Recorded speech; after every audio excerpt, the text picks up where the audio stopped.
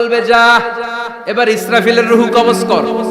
ইসরাফিল ফেরেশতা তখনও আল্লাহর আরশের দিকে ঠোঁটের মাঝখানে বিশাল সিংহটা নিয়ে তাকিয়ে আছে। ওই মুহূর্তে মালাকুল মাউত যে সালাম দিয়ে রূহটা কবজ করে ফেলবে। ইসরাফিলও নাই, ইসরাফিলও নাই।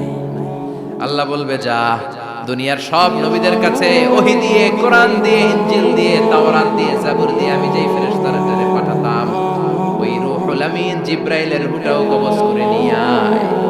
জিব্রাইলের রূহ কবজ হয়ে যাবে। এবার তিনজন কলিগই শেষ। আছে কেউ?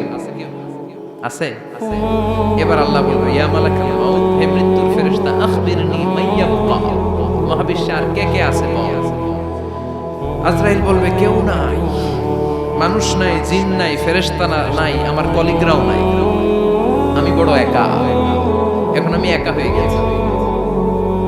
আল্লাহ আসি শুধু আমি, মালাকুল মাউত তোমার হুকুমের গোলাম। আর আনতাল হাইয়ুল কাইয়ুম, তুমি শাশ্বত চিরঞ্জীব, তুমি তো মরবা না।